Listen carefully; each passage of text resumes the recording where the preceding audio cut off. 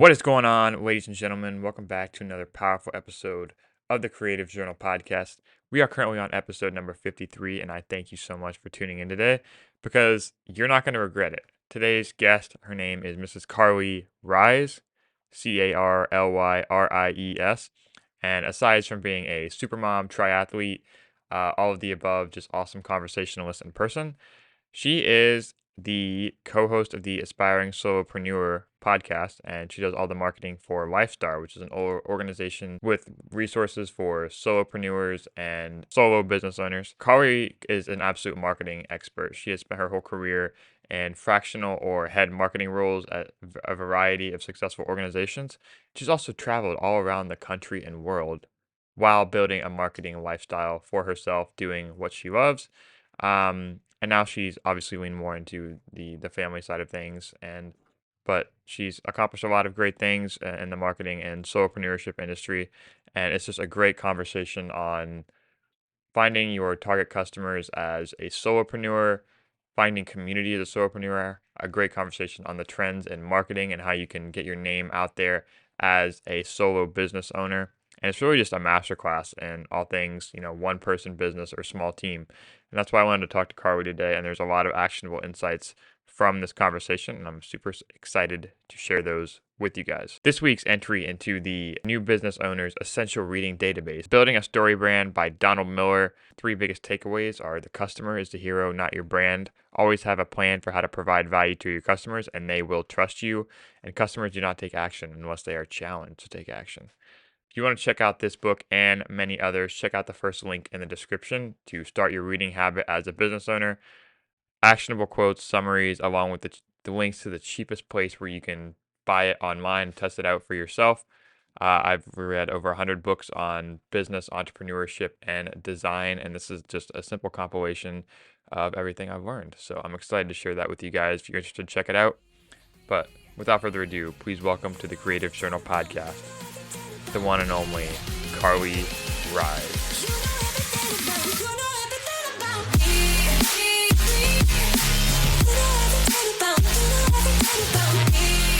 This is the Carly rundown. Yeah. So my whole background was in agency life. I started interning at a marketing firm when I was 17, and literally just marketing. So loved it, went to school, graduated, and have been doing it ever since. But my boyfriend at the time, now husband, we were traveling around Europe back in 2012. And we were working from a train. We were trying to follow the Tour de France, and we weren't supposed to be checking in on work, but we were in our early 20s, and we're like, oh, we can't miss anything. We can't miss an email. We're going to get in so much trouble. And we were like, how cool would it be to travel full time while working? And just kind of had that fun conversation. So in 2014, we decided to make that a reality, and we both got remote jobs and left Denver, Colorado, and hit the road in an RV and became digital nomads. Okay. Like, this is so cool. I was working for a wonderful marketing agency. He had a job that he loved, but what we started to find was that the working for somebody else still followed us around the country. And I was putting in 12-hour days. We'd be in Yosemite Valley, and I wasn't even going to see the waterfalls because I was in our RV just plugging away, which, fun fact, Yosemite Valley has great Wi-Fi. Hey, good to know. Yeah, so heads up for everybody. But I love the marketing, and I was like, I would love to create I would love to be able to figure out a way to work that supports my life as opposed to me working for my life. And so in 2016, I was like, I have the expertise. I've been doing this since I was a kid, basically. I've learned a lot. I knew what my agency was charging clients, and I also knew what I was making, and they weren't quite adding up. So I was like, well, maybe I can do this on my own. So I left in 2016 and became an independent marketing consultant, worked with some wonderful clients, had great mentors in the process. And that was kind of when I discovered, I can create my income. I can create my hourly, I can create my project cost. And so that's kind of where it all started, which led me to Lifestar, where I contract with now. I'm not an employee for Lifestar. I'm still a contractor and just their fractional CMO, and kind of took my experience of being my own solopreneur and creating a business that supported the way I wanted to live rather than being the next multimillionaire marketer. Hmm. And went from there. That's kind of our focus at Lifestar as well. And that leads me up Yeah, to present day. that's actually awesome. Really good short version there. But it's kind of interesting to see like you started doing the same thing and then you progressed it all the way to the point where you saw because there's a lot of allure in that too. People want to make it, the lifestyle business and they start traveling. Then you realize like work is work. Um, and you can't really like kind of have it, be in both sides of the plane there. Um, how did you when was like your first taste of like, okay, this is like how I actually want my working life to look like? Because that's a big topic like as we go through. Because I know like now, and you're in more of a contract role, like you said, it's kind of hard to see like how because it's different from what you were doing. So like, what was your first taste of like freedom where you really felt like you were in the role? Like, this is what I want my work day to look like. What does the ideal day look like for you? So it changed over time. At first, when it was just my husband and I, it was being able to say no to projects or picking my own deadlines because I had to, because we were going overseas or something like, oh, I can't get to that. Like, just a heads up. And from the get go, I'd be very honest with people and say, this is the timeline we're working with, take it or leave it type thing. So just having the power of being able to control my schedule and set my own deadlines. And I would hit those deadlines and I would get the client work done. But just being super transparent in the beginning, like this is my work style and being able to vocalize that and not feel bad about that.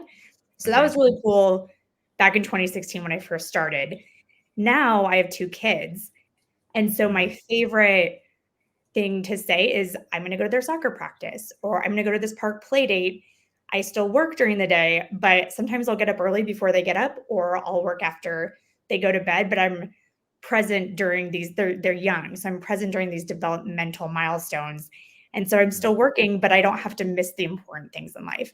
And so that's it kind of pivoted from the travel standpoint to now just being present where I want to be present.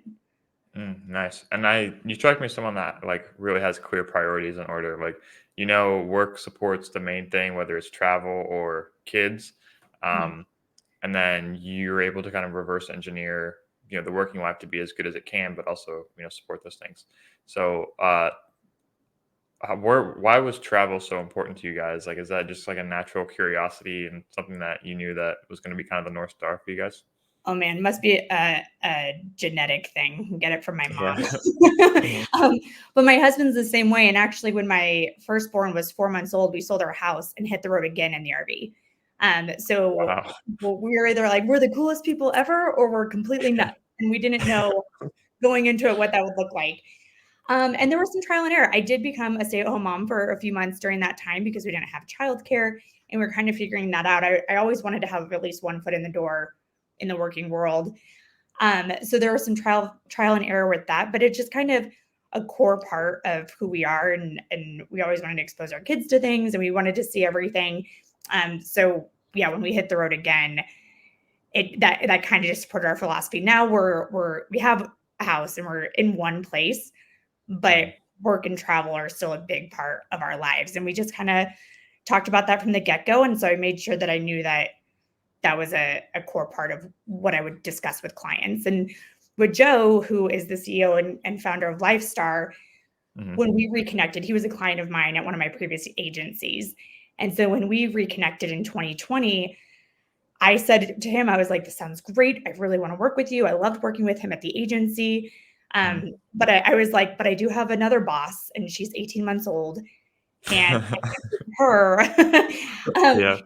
and travel is a big thing. Like again, the nice thing about solopreneur is you can kind of lay out your terms, take it or leave it. I mean, if you can afford to do that. Mhm. But the power of no has been so huge and so beneficial. And that's a big thing that I tell all solopreneurs is you can pick your clients now. You're not stuck working 80 hours a week on an industry that you don't care at all about, which I think happens a lot in agency life. Mm. Yeah, wow, that's really cool. And I like the concept of, the power of no and also being able to set your own boundaries. And admittedly, yeah, in the beginning, those are going to be at the whim of other people because they say if you start in solopreneurship, you have multiple clients, you're working for more than one employer, you have multiple bosses and not just one. Um, and then as you go and you get more freedom, you can kind of set the guidelines a little bit more. Mhm. And I'm very much kind of in that beginning stage where um, the multiple bosses phase for sure. So you're kind Mhm. of like getting more comfortable making demands. That's why like I remarked to you at the beginning, you're very direct and like I have a call after this, and like I really admire that. Well, and Um, let me say a lot of it is trial and error. When I yeah. first left the agency world in 2016, I said yes to everything. Mhm. And Yeah. I was like, "Oh, well, I am now in charge of my income. I'm not a salaried employee or anything." Mhm. So, at one point, I was arguably making more than I ever have in my life, and I was also the most miserable I've ever been Mhm. in my entire life in regards to the working world. So, it's a lot of trial and error, but, getting to that point of no is so powerful, and if you can get there, you got it. Nice. I like that. Was there like an empowering moment where you felt like you maybe a point where you were overwhelmed with traveling or anything like that that made you really focus in and say like, okay, these are my priorities and I have to set firm guidelines or else, this working style that I'm pursuing, this career is not going to work the way I want it to. Mhm. And I actually learned this from a friend of mine. She does personality tests when she takes on a new client. And so Hmm. whether it's Myers-Briggs or any of those other things, Hmm. and based off of those um, responses, sometimes she turns people away, and she won't say like, "Oh, you got this on your Myers-Briggs, so we're not going to be friends anymore," Yeah. or "We're not going to work together." But she'll just be like, "Oh, like our we're I'm full right now, but maybe we can work together in the future." But she personality types are huge when you're working, and you Hmm. could get a million. Well, maybe you'll take $1 million client, but you could get a regular client and they pay well, but if they're calling you at 8 p.m. and everything is urgent and they don't read your feedback and they don't listen to what you're saying, it's like instead of wasting your energy on that client, you could be finding a more ideal client who Hmm. shares the similar values, who's for a while I was doing a lot of tech consulting, tech marketing consulting. Hmm. That's not really my favorite area. Like I knew how Hmm. to do it, and in the healthcare space, I knew how to do it, but I wasn't super passionate about that in the agency world. Yeah. And my favorite team that I was on in an agency experience was the travel and tourism team. And so I was like, "Oh, okay, that's where I like to be. That's kind of my niche. That's what I want to focus on."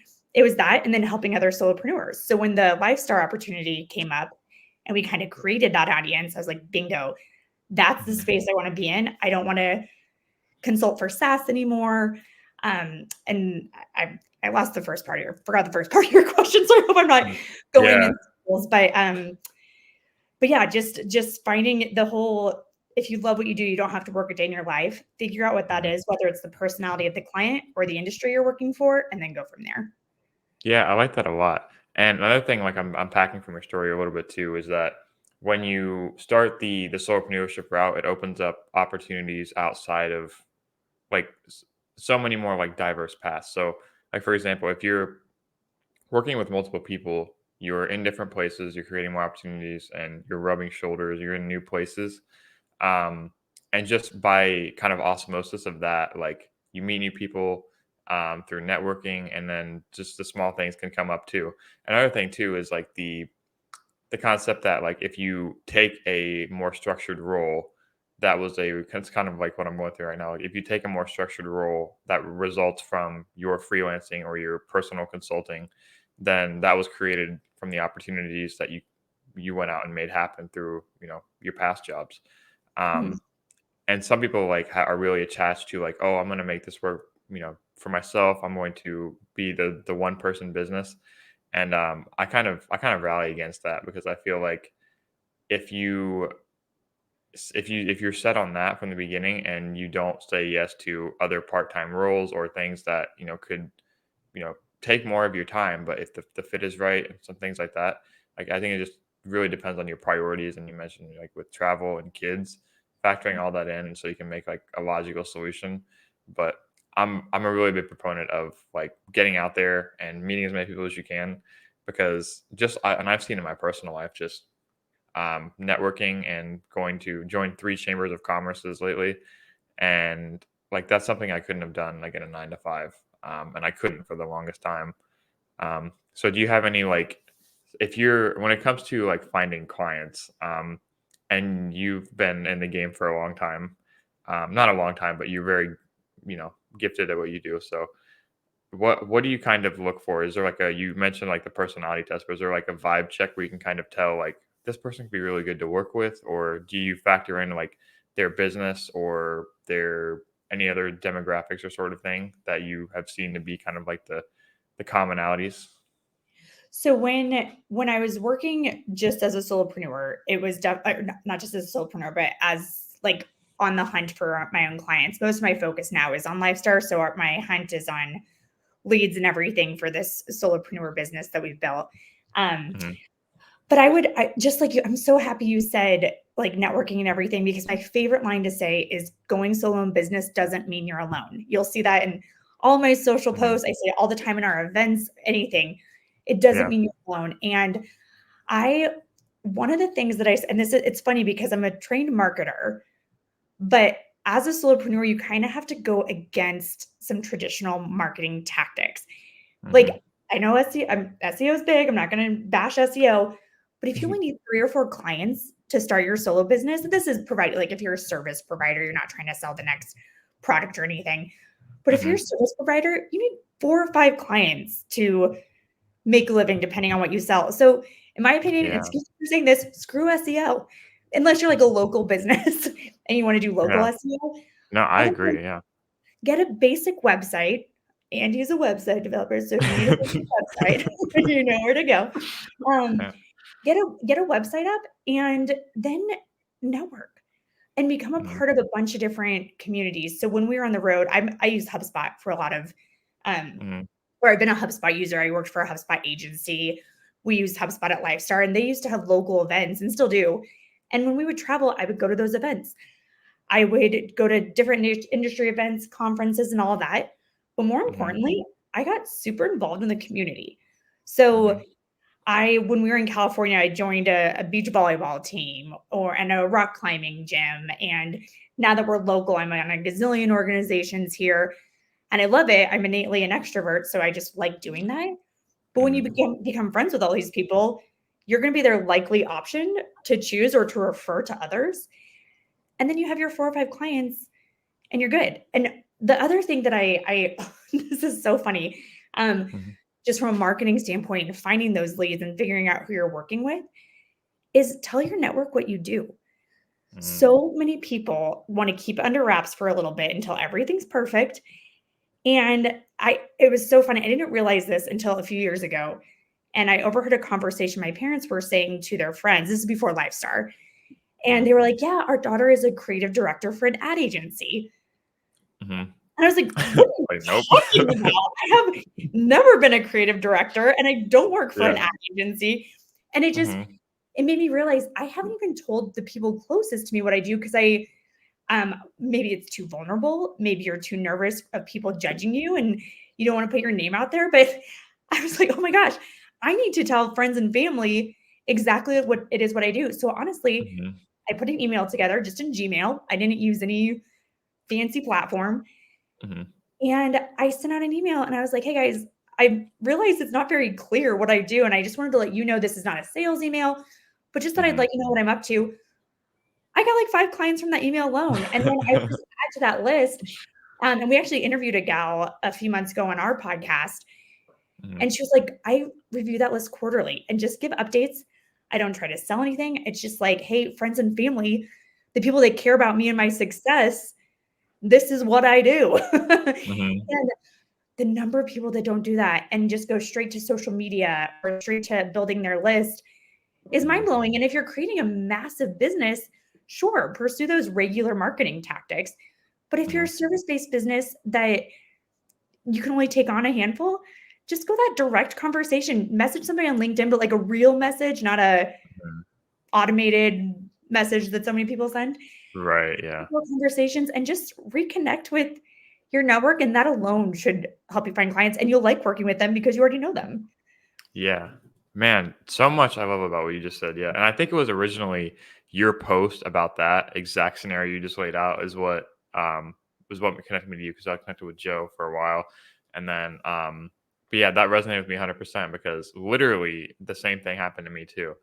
And it's also really refreshing to see the experienced marketing guru recommend starting with your network and um, not focusing too much on the scary abstract topics that prevent a lot of people, I feel like, from even getting started.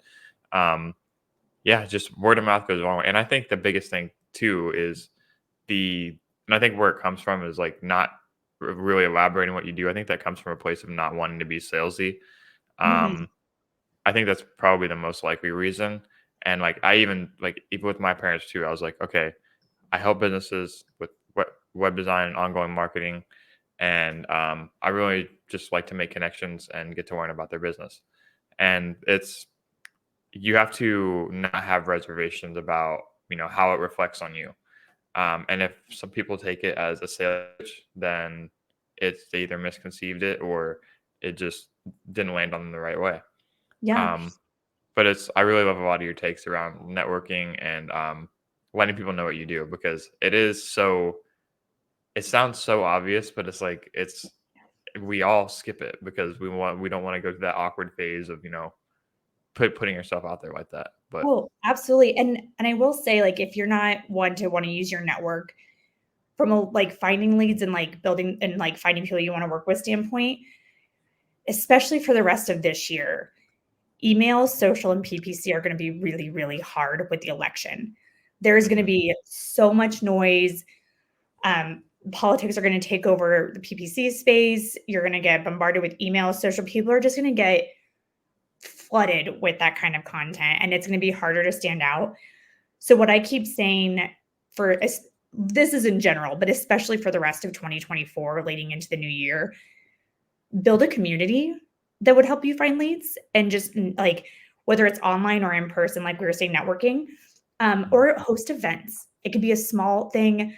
Like Andy, you're great with websites, just like a little 10 person. These are website best practices. Let's get together and talk about what we've learned, all that stuff, and build those relationships so that between events and community, that's where I'm really recommending solopreneurs focus right now and then past 2024 as well. But I think the traditional forms, and especially with everything changing with mhm. ChatGPT and now Search GPT and everything, it's just like you can control the community building and the events. Yeah. Who knows what's going to happen with SEO and with all of that in the coming months. But those are other ways that I would recommend. If you're not into I want to be a part of everything all over the community, I would at least focus on those two online components to help find leads in the near future.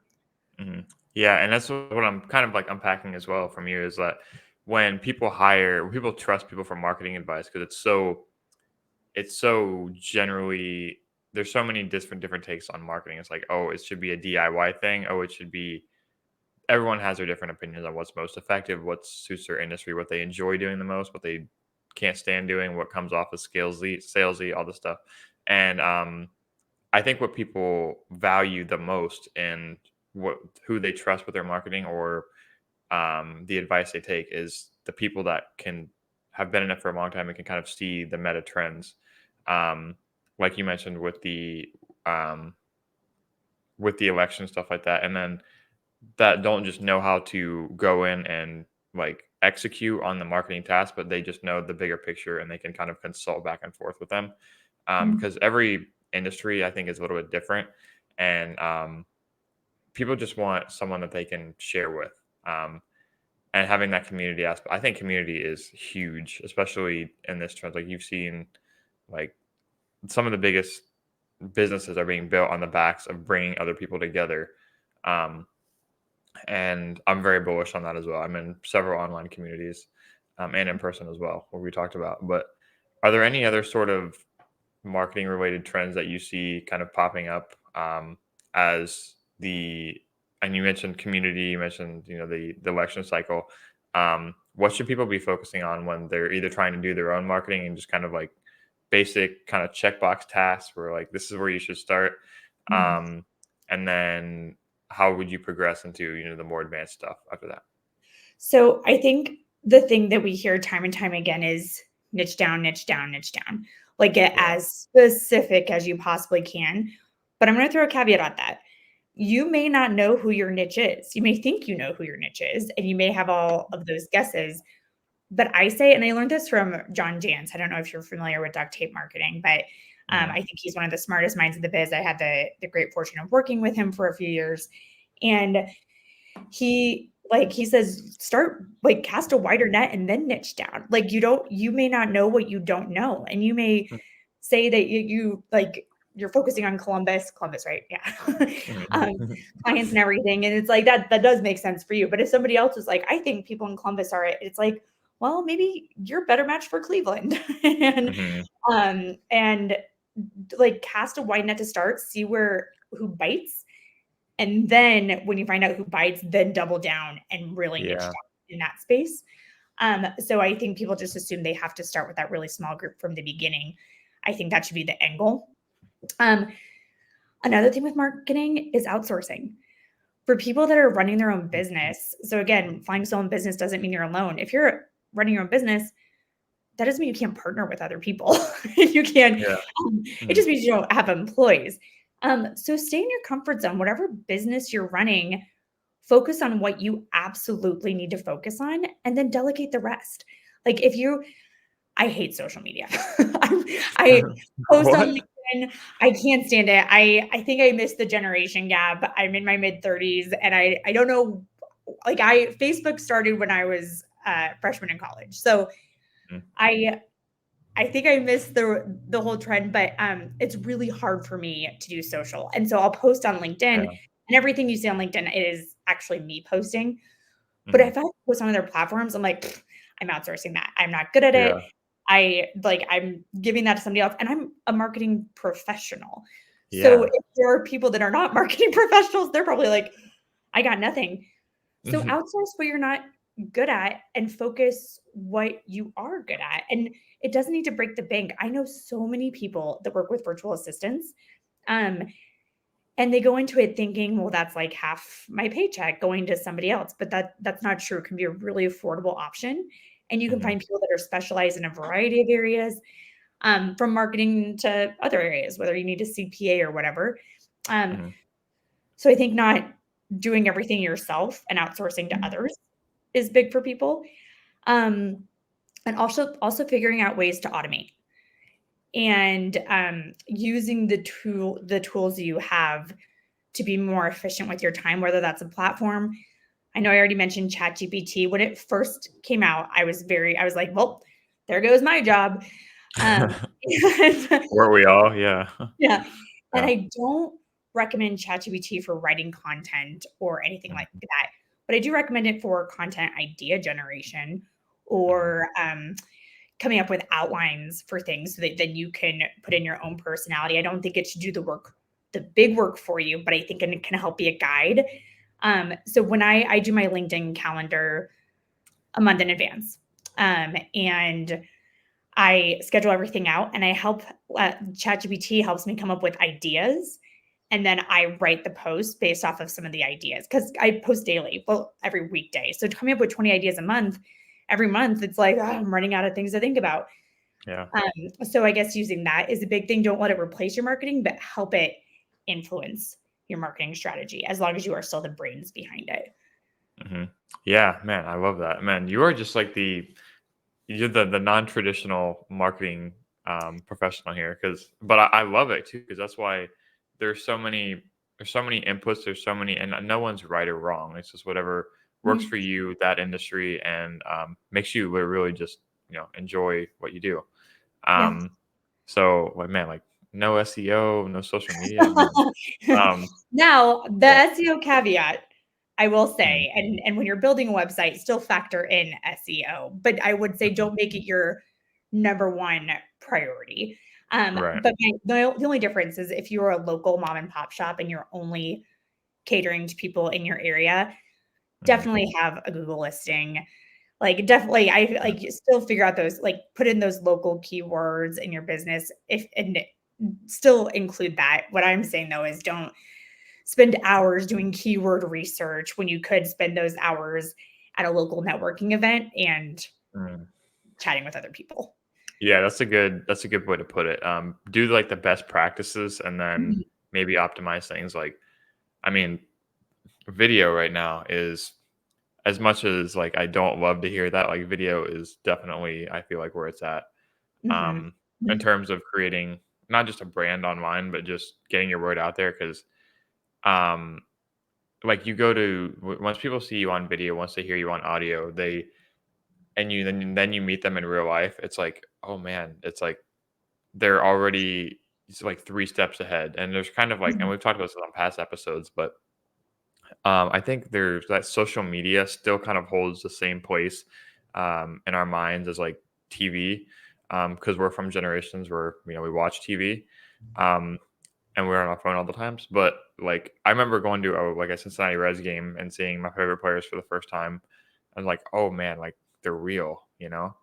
Um, and I think there's something to be said about really getting yourself out there, and no matter how uncomfortable it is at times.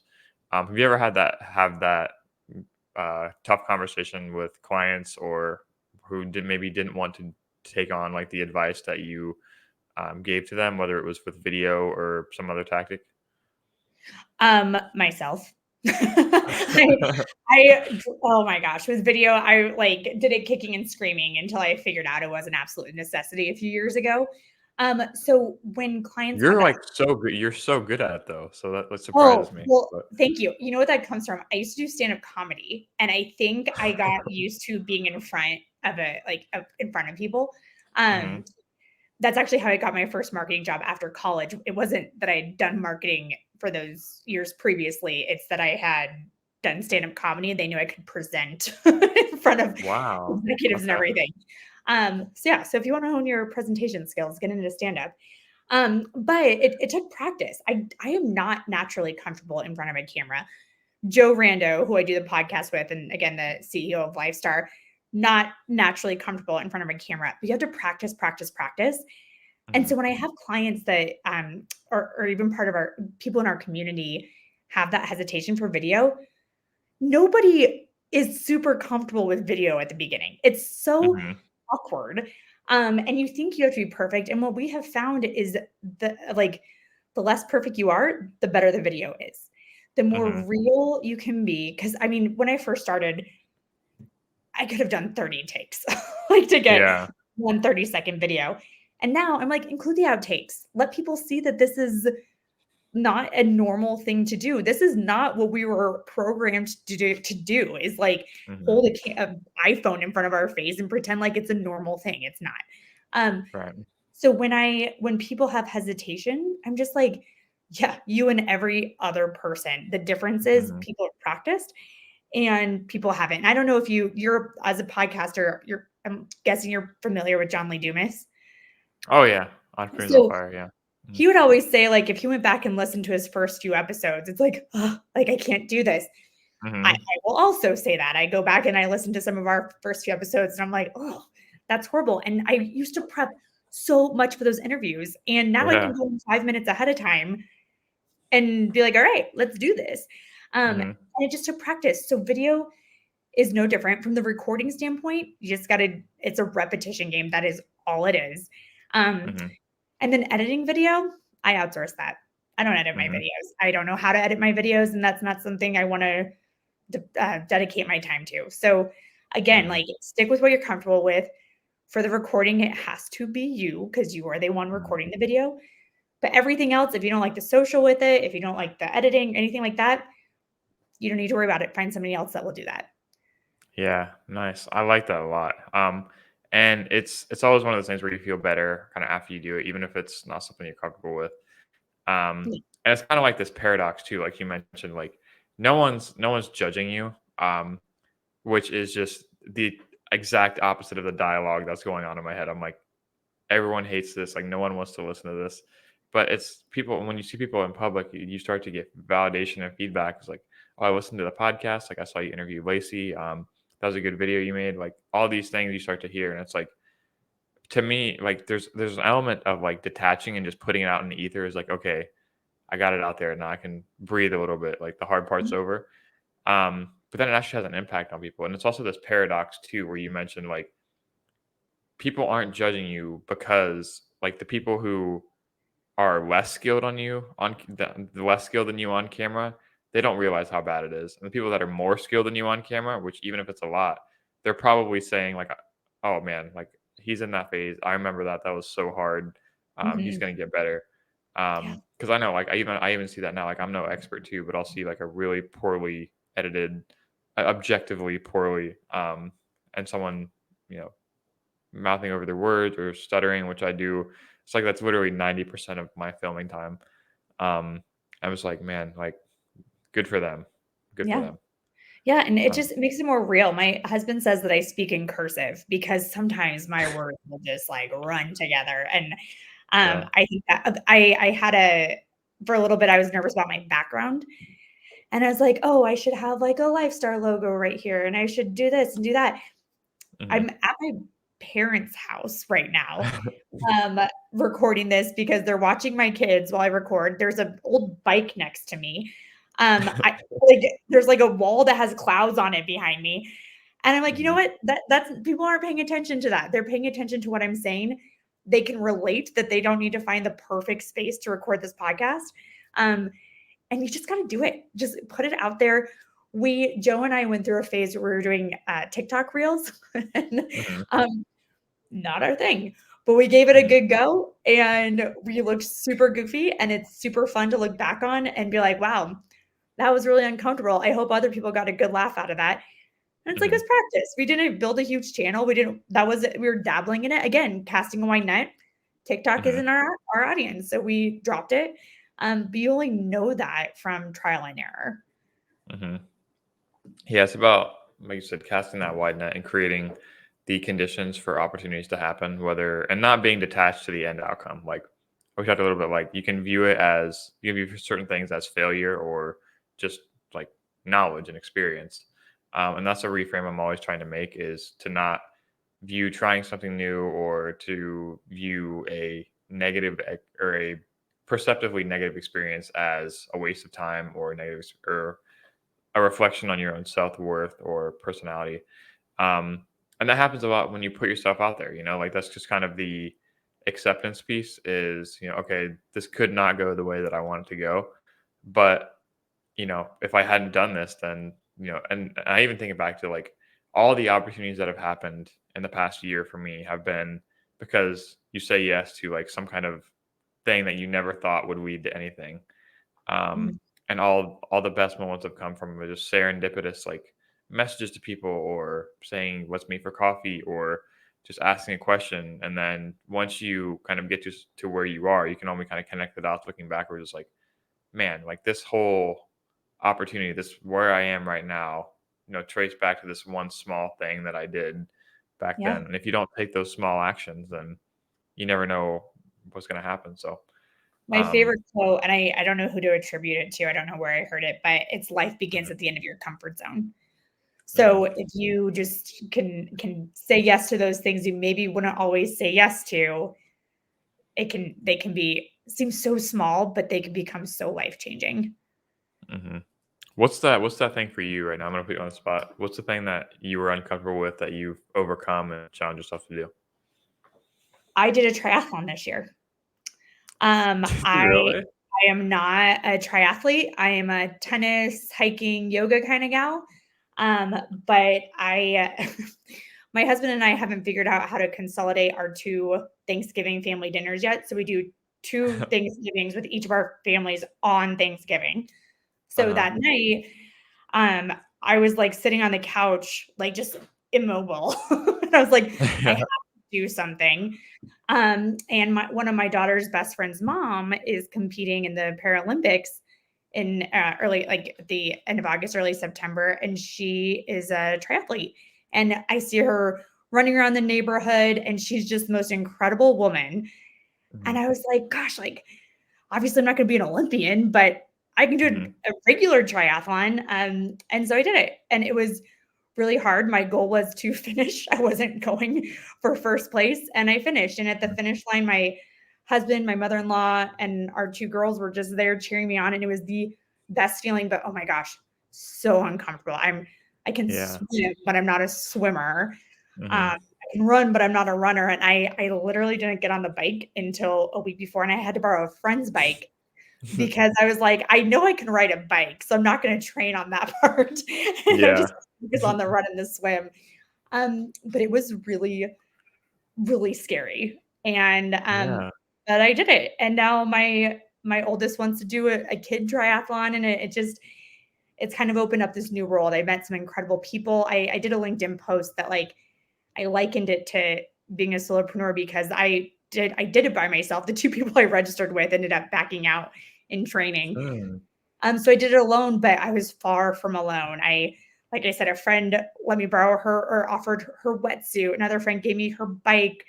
Like it was just my dog ran with me on all of my runs. Like I just felt far from alone throughout the whole thing, even though I didn't know anybody on the course with me. Yeah, man. Good for you. Seriously, good for you. That's really awesome. It's funny Um, because people are like, "Well, now do you have the bug? Are you triathlete?" I'm good. I'm yeah.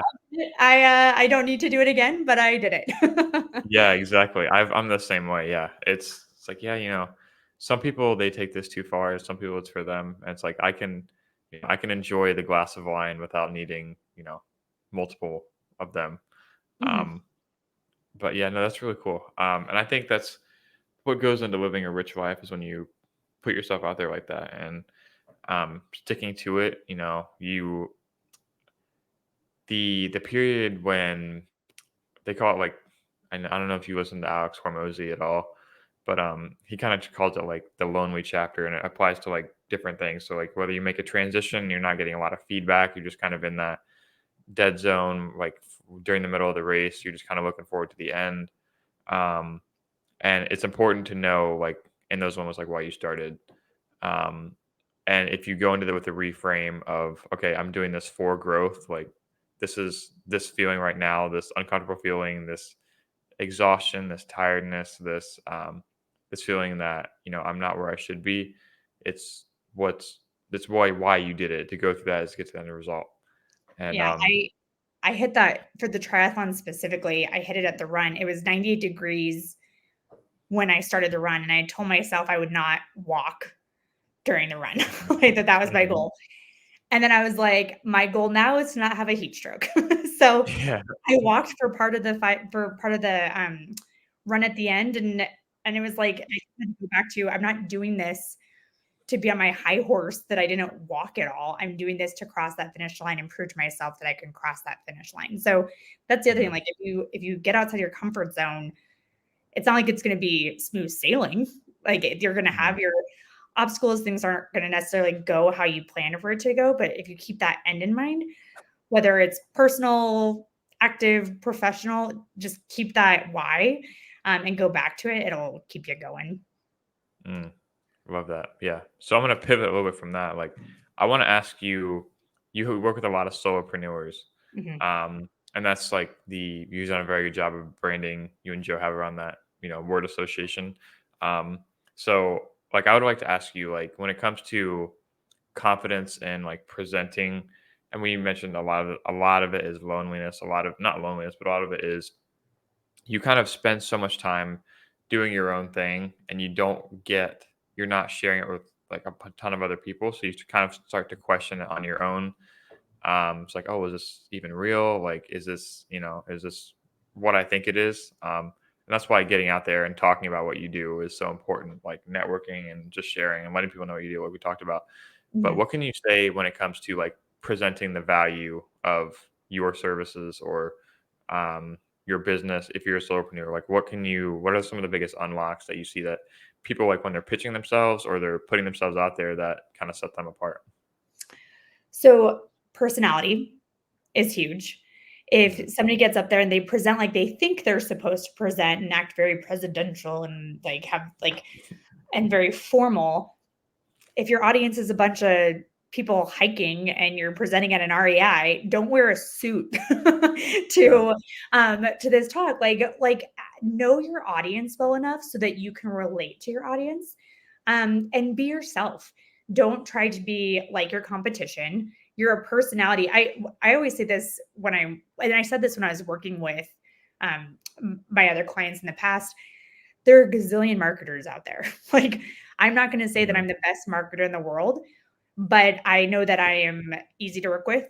I know that I well, I think I'm funny. I don't know if other people do, but I think I'm You hilarious are. sometimes. I know You're that good. there's some personality that gets invoked, and it's like you'll get good marketing, but you'll get me, and I like that's my unique selling point, Mhm. because I know how to do SEO like the guy next to me knows how to do SEO. You know what I mean? So Yeah. figuring out who you are and communicating that is huge, especially if you're a solopreneur, because your professional identity and your personal brand is the exact same. It's one and the Mhm. same. You can't hide behind a company and just say like, "Oh, I'm just an employee under this big umbrella." Like your personal and professional brand are you. So Yeah. really finding that personality, I think, is key. Um, Getting yourself out there is a lot of mistakes we see people make is not vetting their product or service, and it's because they think they know what people want, but they don't show people. And so go to networking events. There's oh gosh, I think it's a million cups of coffee. I'm going to Mhm. send you the link for your show notes after this because I'm going to butcher this. But back when I Mhm. was first starting, and I think it's still happening, so I might be wrong. So you might want to fact Mhm. check this in the show notes. But you could present um, in front of a group of people at 9 a.m. every morning. I guess it happens across the country, and you do it over coffee and present your Mhm. ideas. And people give feedback. And that was huge. And I'm sure there's other things like that, but present in front of strangers, get that feedback, but also present in front of and make sure it's in front of your audience too, because you Mhm. might be presenting about, I'm just going to stick with triathlon, like what triathletes really want. But if like you're presenting a group of people that are couch potatoes, they're not going to be the best people to give you feedback. Right. Mm. But in addition to that, practicing presenting to the people you know is also helpful because that's going to be the scariest. So if you Mhm. can present to your friends and get them on a call, you're going to be freaking out because you know they're the closest to you. But if you can get that repetition down with people you know, when you present to other people, you can detach much more easily. So that makes it easier. Mhm. Um, I'm trying to think, gosh, in terms of like getting like presenting yourself,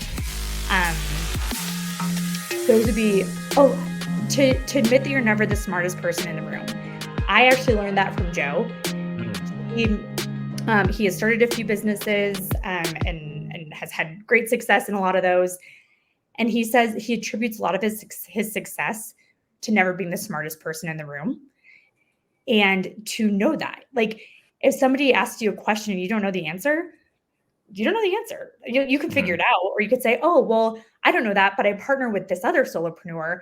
They're wonderful at this. So I'm going to have them send you an email and show them that you're a problem solver and that you will get to the bottom of what their questions are." But people can detect if you don't know what you're talking about. Um, Yeah. so just don't Mhm. pretend, and but if you send them an email that day and you're like, "Hey, that was such a great question. Thank you so much for putting me on the spot. I didn't know, but here is Joe Rando. I'm going to connect you with him." Then it shows your initiative of like, we will figure this out together, um, Mhm. and I know where to find the answer, even if I don't have it myself. Yeah, I love that. And I think we kind of touched on this like in the very beginning, was I said like I can see people are so much more excited about working with you regardless of what you offer if they just like being with you and you kind of vibe personally. The magic word for me that I try and bring to like every interaction is like no matter how I'm feeling, no matter if I've had a terrible day, if my dog died, if my car, maybe if my dog died, I don't mean that. Yeah. But like if my car wheel has like a flat tire, it's like I'm gonna bring enthusiasm and attentiveness, and that's to anything. That's to my family. That's to my interactions throughout the day, calls, because I think everyone at the least bit deserves that. And then if you're not presenting the best version of yourself, then people don't have an accurate assessment of what to go by. So you could totally be skipping out on a great opportunity with someone, but you're like, oh, I just didn't have it today, or I didn't bring the best version of myself. And as someone that's very kind of monotone, um, it's hard to manufacture enthusiasm. Um, but to me, it can manifest itself in a bit of a different way. It doesn't look like being up and about and hand motion stuff like that. It looks Mhm. like really being attentive and just trying to connect on a deeper level. And what I found is that you can be the best ever at what you do, but if you can't communicate the value of it, or you can't make a personal connection where they trust you to actually implement that, especially with marketing, like running ads or giving control of, people don't want, it's a very tentative situation. You have to, when people are investing in you, because that's literally what they're doing, because they want to see results.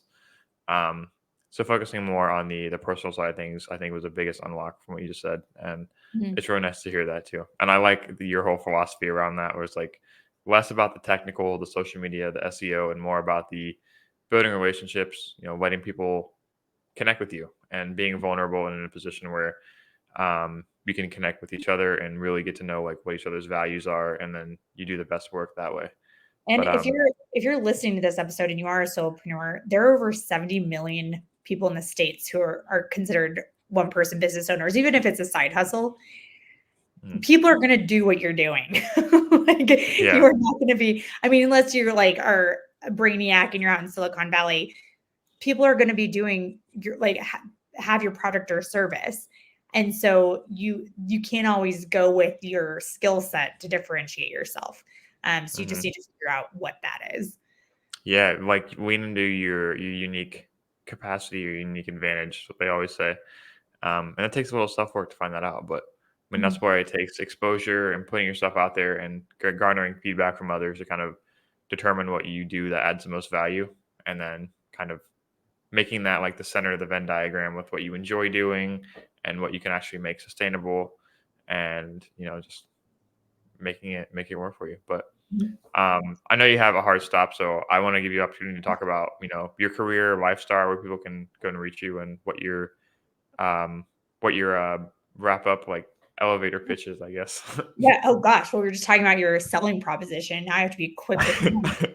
Um, Yeah, well, yeah. see So what I did there? obviously, Yeah, I've been talking yeah. about solopreneurship a lot during this, and it's because our company Lifestar really focuses on solopreneurs building a business that supports their life. We are not a get quick rich company. We're not going to tell you can make $1 million in your jammies by 8 a.m.